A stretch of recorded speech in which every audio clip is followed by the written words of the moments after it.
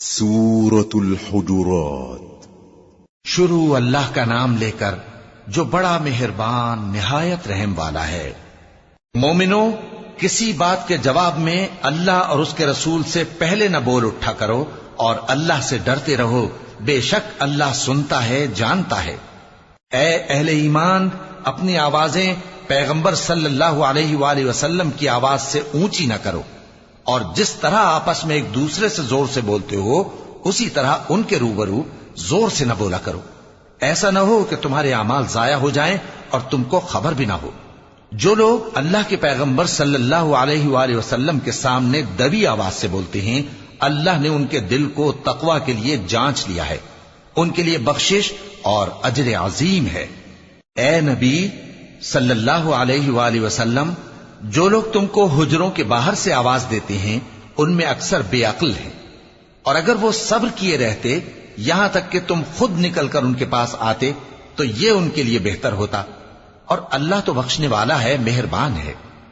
مومنو، اگر کوئی گناہگار تمہارے پاس کوئی خبر لے کر آئے تو خوب تحقیق کر لیا کرو، ایسا نہ ہو کہ کسی قوم کو نادانی سے نقصان پہنچا دو، پھر تم کو اپنے کیے پر نادم ہونا پڑے۔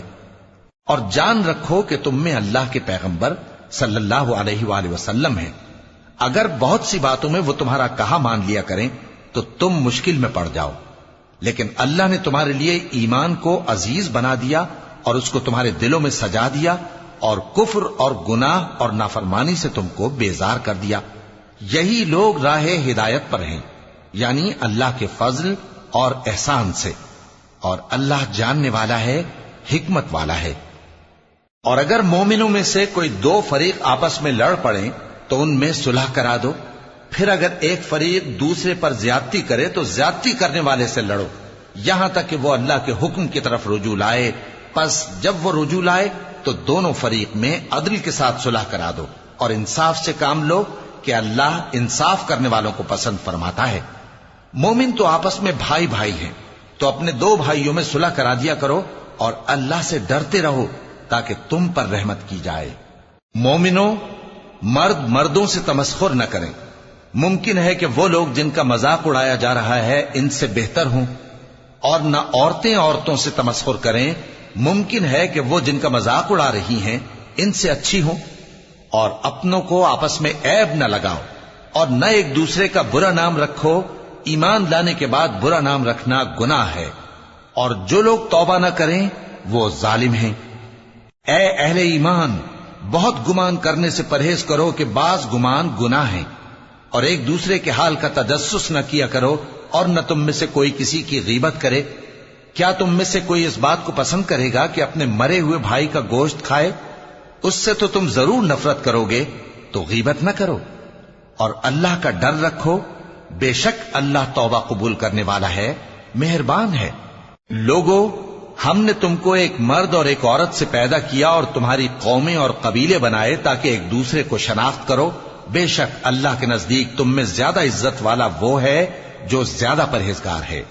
بے شک اللہ سب کچھ جاننے والا ہے، سب سے خبردار ہے۔